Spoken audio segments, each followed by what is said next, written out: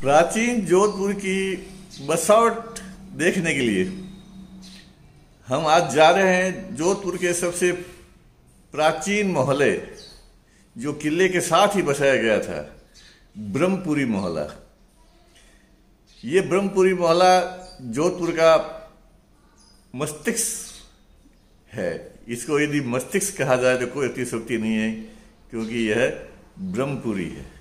चलो देखते हैं आज ब्रह्मपुरी को। सिटी जोधपुर की जो इनसाइड एरियाज है, ब्रह्मपुरी का अर्थ होता है लोकेलिटी ऑफ द ब्राह्मण्स। और राजस्थान के कई शहर जैसे पाली, जोधपुर, जयपुर, सब जगह ब्रह्मपुरी है। इस ब्रह्मपुरी में जो लोकेलिटी के जो सेक्शन है ब्राह्मणों का, वो सिरमाली ब्राह्मण होते हैं। They are considered a bridge between god and devotee. भगवान और उसके भक्तों के बीच की एक कड़ी मानी जाती है। इसीलिए शादी, ब्याह, मुंडन संस्कार, दाह संस्कार सभी में इनकी उपस्थिति होती है। और यही इनका पिछले सैकड़ों सालों से आजीविका का साधन रहा है। ये ब्रह्मपुरी जोधपुर की गलियां हैं, स्टेप स्ट्रीट। इसमें सीढ़ियां लग करके और आगे पास होते हैं। ये देखिए आप, कंजेस्टेड मकान और ये स्टेप स्ट्रीट। यहाँ पैदल ही जाना एक ऑप्शन है और कोई दूसरा ऑप्शन नहीं है।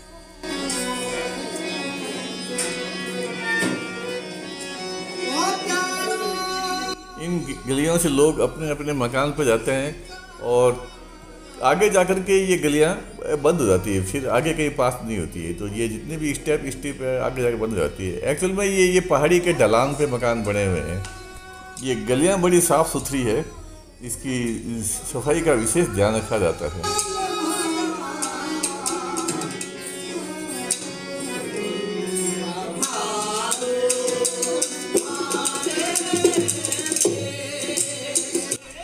स्टेप स्ट्रीट के अलावा ये सीमेंटेड रोड भी है यहाँ पे, और ये ऊंचे ऊंचे मकान है, सब अच्छे मकान है, हेरिटेज मकान है, बहुमंजिला मकान है। ये पत्थरों से बने हुए हैं, तो ये बहुत अच्छे मकान है सब। गोविंद जी बाल सिटी के अंदर जो हाईली रेस्पेक्टेड पर्सन्स है, उनमें इनका नाम काफ़ी ऊपर आता है जी। और बच्चों के लिए ये एक आदर्श रहे हैं। अपन लकी हैं कि आज ये अपने को ब्रह्मपुरी के पिन पॉइंट जो लोकेलिटी है उनका अवलोकन कराएंगे। Thank you. आगे बढ़े तो एक संकड़ी गली में आनंद भैरवनाथ जी का मंदिर है। भैरवनाथ जी को सिक्योरिटी के देवता माना जाता है, सुरक्षा के देवता माना जाते हैं। और इसके अलावा भैरव जी काल का प्रतीक है। चुनने की चौकी ब्रह्मपुरी। विदेशी पर्यटक प्राचीन जोधपुर को ही देखने के लिए आते हैं। हाँ बोलिए हिंदी में। अच्छा, बहुत सुंदर शहर है। Very good. अच्छा, सबसे सुंदर शहर। सर आपको इतनी अच्छी हिंदी कैसे आती है? यहाँ खराब हिंदी, लेकिन मुझे हिंदी बहुत पसंद है। Very good sir, thank you very much. Thank you. London से। Okay okay. ब्रह्मपुरी के मकानों की पुताई कली चूने में नील डाल के करते थे। नील की मात्रा ज़्यादा डालते थे, इसलिए इनका रंग ब्लू दिखने से बाद में इस शहर को ब्लू सिटी के नाम से पहचाना जा रहा है। गलियों में कचरे का मैनेजमेंट करना भी एक बहुत मुश्किल काम होता है, लेकिन फिर भी ये गलियां बिल्कुल साफ़ सुथरी दिखाई दे रही है।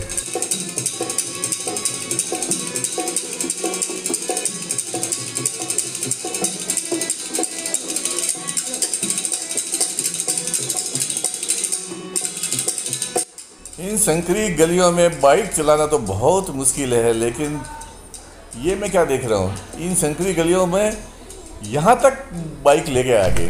Very good.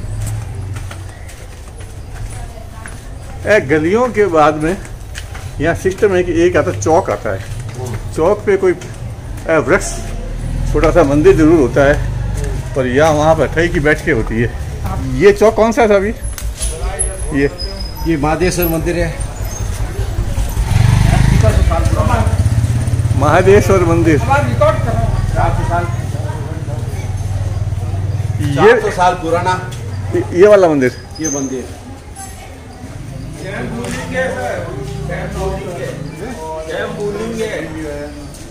शैम्पू है। अच्छा, ये आपको बैठने का था ही? ये आता ही है। आप नाम क्या है बासा? विष्णुदत्त ओझा। सिरमाली समाज जो भी है, हाँ। उसकी मेन उत्पत्ति, जितने भी गोत्र के सिरमाली हैं उनकी उत्पत्ति स्थल है भीनमाल। और ये जोधपुर शहर था, ये पुराना शहर है। इसमें यहाँ भाटियों का वास भी है, लेकिन भाटी जाति राजपूत में होती है, लेकिन राजपूतों का वास है। चौहानों का वास है। चौहान यहाँ नहीं है, लेकिन चौहानों का वास है। मक्के की गली है। इनके पूरे जो है ना, पहले जोधपुर शहर में जितनी भी जाति थी वो यहाँ थी, साथ में ब्राह्मण भी थे। और सकड़ी गलियाँ होना, पहले खुले में रहने का और बंगले की प्रथा नहीं थी जी। पहले झोपड़ियों में रहते थे लोग, राजा महाराजा महलों में रहते थे। अब आप लोग किले के नजदीक रहना चाहते थे, इसलिए ये किले की रद्दी नहीं, शहर है। शहर के किले के बाहर पुराना शहर का एरिया आपको पता है क्या? प्रकोटा होता था। मैं वही देख रहा हूँ आजकल। ये है ना, ये सिंह बोल है ना, सिंह बोल। सिंह बोल देखिए आपने? अब देखेंगे। सिंह बोल का फटकोटा है ना, ये फटकोटा, और ये बाकी बोल के ऊपर ही है ना। आपका नाम? मेरा नाम सूरज प्रकाश है। सूरज प्रकाश दवे।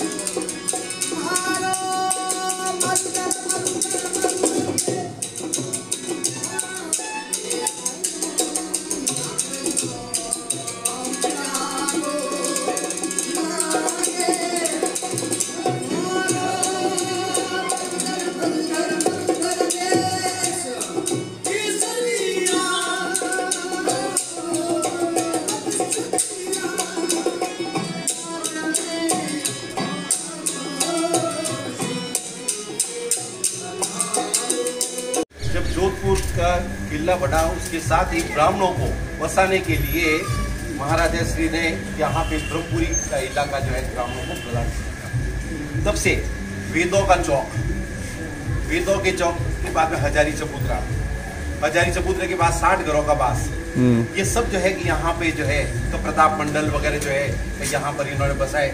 जहाँ पे वेद बाटी रहते थे वो वेदों का चौक हो गया। अच्छा। चारों ही वेद जो है चतुर्वेदी, त्रिवेदी, द्विवेदी, ये सब जो है कि यहाँ पे जो है तो बसते थे। और इनके बसने के साथ ही राजा महाराजाओं के जब भी पूजा पाठ का कार्यक्रम होता है, यहाँ से पुजारी आज भी जाते हैं और किले में अभी भी पूजा पाठ का कार्य सारा यहाँ के ब्राह्मणों के द्वारा किया जाता है। अभी भी जोधपुर की जो है चामुंडा माता का जो है तो मंदिर के सारी पूजा पाठ का यहाँ पे जो है एक परिवार है, उस परिवार से जो है वहाँ पे हमेशा पूजा होती है सवेरे और शाम जी।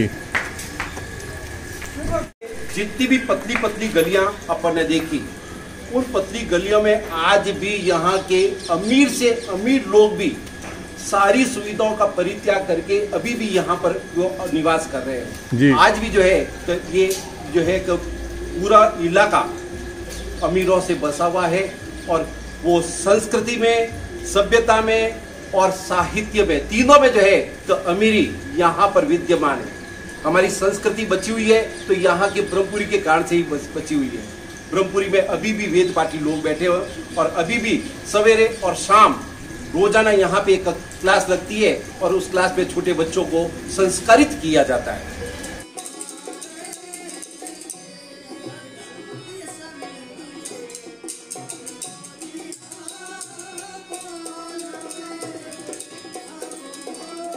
महालक्ष्मी मंदिर के बारे में। महालक्ष्मी मंदिर जो है कि जब ब्रह्मपुरी बसी तो सबसे पहले कुल देवी को यहाँ पर ला करके जो है उस समय स्थापित किया गया जी। ये महालक्ष्मी का मंदिर है। भीनमाल के अंदर एक बहुत बड़ा यज्ञ हुआ था। उस यज्ञ में सारे ब्राह्मणों को इकट्ठा किया गया था। उस समय सब ब्राह्मण हुआ करते थे, कोई सिरमाली, कोई पुष्करना, कोई दूसरे ब्राह्मण नहीं हुआ। ब्राह्मण वर्ण था, एक ब्राह्मण जो है वो वर्ण था। लेकिन वहां पे जो यज्ञ हुआ, उस यज्ञ के दौरान कुछ लोगों ने गौतम ऋषि को वहां का अध्यक्ष बना दिया बगैर दूसरी जाति के पूछे बगैर। दूसरे गोत्र को पूछे बगैर। तब उनमें विवाद पैदा हुआ और उस विवाद को लेकर के सैंधवारणीय ब्राह्मण जो थे वो वहां से यज्ञ को अधूरा छोड़ के चले गए। जब अधूरा छोड़ के चले गए तो वो यज्ञ पूरा नहीं हो सका। तब उन्होंने वहां पे जाकर के तपस्या की, सिंधु नदी के किनारे तपस्या की। तो उसके अंदर मां सारिका प्रकट हुई। मां सारिका के प्रकट होने से वो ऊंट पे जो है विराजित थी। हाँ, उष्टवाहिनी। तो इसलिए वो उष्टवाहिनी कहलाती है। जी, आज पहली बार मालूम पड़ा मुझे ये। वो मां सारिका जो थी, उन्होंने जो है पूछा उनको क्या हुआ, तो उन्होंने बताया कि हमारे साथ में ऐसा अन्याय हुआ। तो मां सारिका ने उस यज्ञ को जाकर के पूरा विध्वंस कर दिया। तब इन्होंने मां लक्ष्मी की वापस आराधना की। मां लक्ष्मी आई, आकर के उन्होंने मां सारिका को संतुष्ट किया, क्या चाहते हो? तो उन्होंने कहा ये भी ब्राह्मण है, ये भी ब्राह्मण है, इनको अगर जो है कि इन्होंने बहिष्कृत कर दिया तो ये आपका यज्ञ पूरा नहीं होने दूंगी। तब उन्होंने कहा कि आज से ये जो ब्राह्मण है, सैंधवारणीय ब्राह्मण, ये वेदों की पुष्टि करेंगे तब कोई जो है यज्ञ पूर्ण होगा। तो उस दिन से हम पुष्टि कारक ब्राह्मण कहलाने लगे और अपभ्रंश होते थे पुष्टि कारक का, पुष्टि करना और पुष्टि करना से पुष्करना ब्राह्मण हम कहलाने लगे। और ये श्रीमाली ब्राह्मण, श्री धन की लक्ष्मी है, श्री का मतलब धन, और ये लक्ष्मी जो है वो श्रीमाली ब्राह्मण जो है कि कहलाने लगे और हम पुष्करना ब्राह्मण कहलाने लगे। उस यज्ञ के बाद में जो है कि हम दोनों अलग अलग हुए थे, उसके पहले हम सब ब्राह्मण एक ही थे। बहुत बढ़िया जानकारी, बहुत अच्छी जानकारी।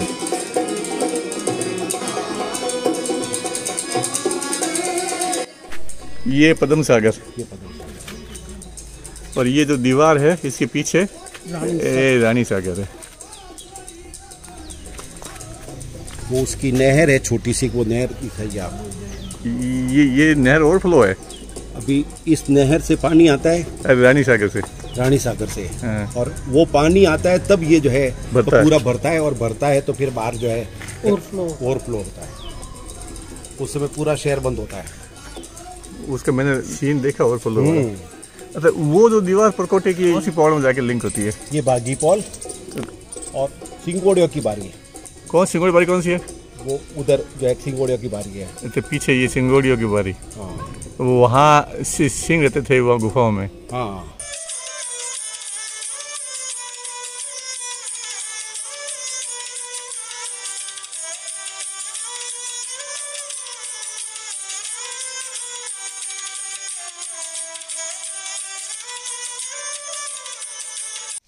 तो आज हमने जोधपुर का जो ब्रह्मपुरी क्षेत्र है, जो बिल्कुल किले की तलहटी में पास में आया हुआ है, वो वहाँ गोविंद जी मार साहब से काफ़ी जानकारी ली और इन्होंने बड़ी महत्वपूर्ण जानकारी बताई।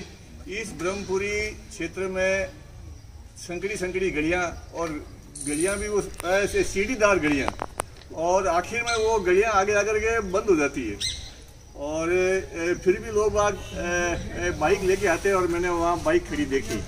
तो इन छोटी गलियों का जो मुख्य कारण है, एक तो कारण ये है सेफ्टी पर्पज़, क्योंकि पुराने ज़माने में डाकू लुटेरे बाहर के आक्रमणकर्ता वगैरह आते थे, तो वो घोड़ों पे बैठ के एक साथ गली में घुस करके लूट नहीं कर सके, इसलिए ये गलियाँ संकड़ी होती थी और इनके सुरक्षा पर्पज़ था।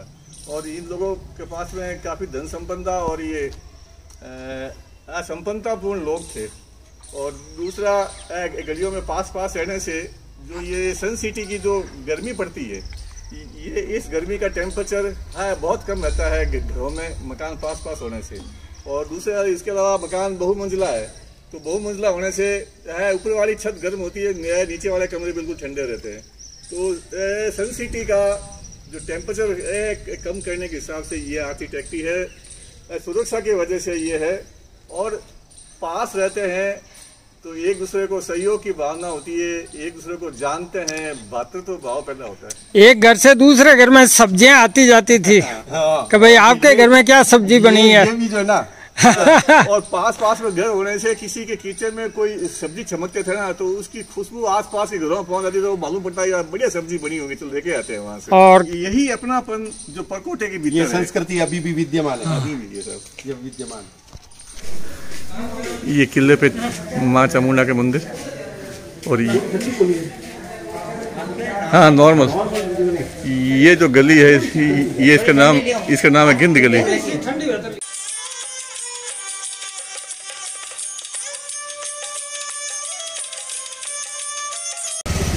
ये नाला गली है, और ये नेक्स्ट बिना मेंटेनेंस का मकान है।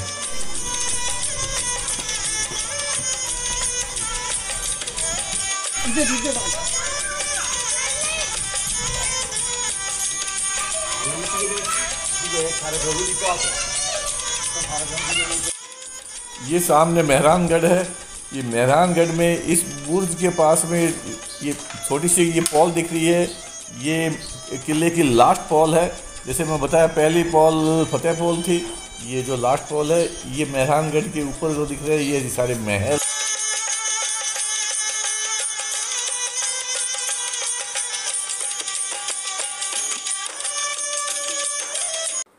ये पद्म सागर के पश्चिम में एक छोटा सा पुराना मंदिर है, महादेव जी का मंदिर है। यहाँ खेलने के लिए एक मैदान भी है जहाँ बच्चे खेलते हैं, क्योंकि संकरी गलियों में तो खेला नहीं जा सकता, इसलिए खेलने के लिए तो बच्चों को मैदान चाहिए।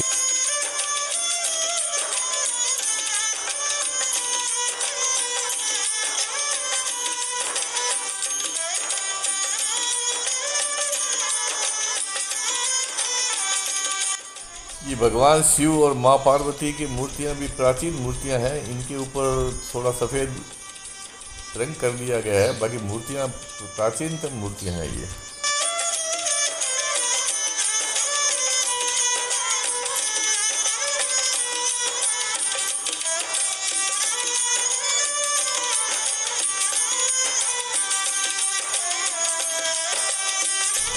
हेरू जी महाराज,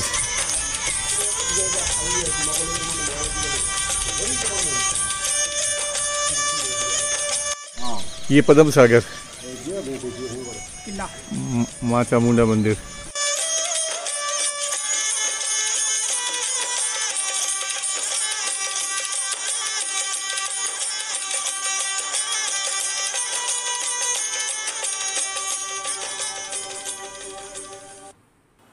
इस पद्म सागर तालाब के पीछे ये जो दीवार दिख रही है, इस दीवार के पीछे रानी सागर तालाब। रानी सागर तालाब के ऊपर ये जो दिख रहा है अरट दिख रहा है, इस अरट को बैलों और हाथियों से घुमाया जाता था। इस अरट के द्वारा पानी लिफ्ट करके दीवार के उस पार एक तालाब है उसके अंदर डाला जाता था। फिर उस तालाब का पानी किले की दीवार के ऊपर एक और अरट लगा हुआ है, उससे लिफ्ट करके पानी किले के अंदर पहुंचाया जाता था। महल के चारों तरफ नालियां बनी हुई है। अच्छा। इस अरट से पानी जो है वो उस नालिया में हो करके वो सर्कुलेट जो है पूरे महल में होता था। अच्छा। तो रानियों के लिए जो है ये जो अरट आपने दिखाया अभी, ये रानी जी अंदर आते थे, यहाँ से नहा करके वापस जाते थे, और पानी जो था पीने का और जो है वो नहाने का ये अरट से जो है अंदर तालाब के अंदर इकट्ठा होता था। तालाब है अंदर, उससे फिर आगे जो है सर्कुलेट। जी जी धन्यवाद सर। ये खाना बनाने का तो ये एक बढ़िया पिकनिक स्पॉट था और यहाँ खाने भी बनते थे।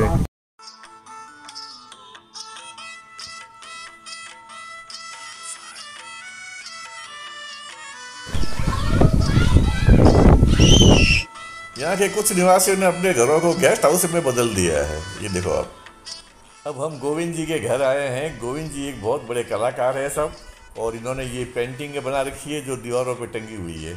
ये सारी पेंटिंग यहाँ इनके हाथ से बनाई हुई है। वो गोविंद जी बताइए आपका शौक कब से लगा हुआ है पेंटिंग का? मैं 1971 से 71 से कर रहे हो आप पेंटिंग? अच्छा। मेरे बड़े भाई साहब छोटी छोटी पेंटिंग कर लेते थे। अच्छा। मेरे गुरु जी फौजगर जी प्रोय साहब, अच्छा, उनके गुरु जो है मूलर साहब। अच्छा। मूलर साहब मेरा दादा गुरु है। हाँ मूलर जो वो PH मूलर, ये वीर को दुर्गादास जी की पेंटिंग बनाई हुई है की जो बनाई है ना। अच्छा, तो वो आपके दादा गुरु मेरे। अच्छा, वेरी गुड। और ये पोर्ट्रेट मेरे बनाए हुए हैं। हाँ। ये पेंटिंग मेरी बनाई है। ये श्री कृष्ण भगवान का जो है ये सब मैंने बनाया है। बहुत अच्छा। गोविंद जी ने ये राग भैरवी का चित्र बनाया। राग भैरवी सुबह 3 बजे से लेकर 5 बजे तक के बीच में गाई जाती है, और राग भैरवी के समय कैसे इमोशंस होते हैं और उस समय कैसा क्लाइमेट होता है, वो इस पेंटिंग में इन्होंने गोविंद जी ने बखूबी दिखाया है कि थोड़ा अंधेरा है और ये जो इमोशंस जो ईश्वर की प्रार्थना के होते हैं, तो ये राग भैरवी का चित्र है। यहाँ हम रागों को भी देवी रूप में मान करके और पूछते थे साहब, ये साधना। तो ये था साहब ब्रह्मपुरी।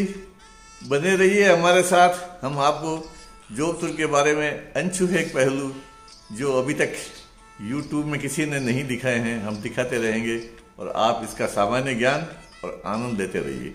धन्यवाद।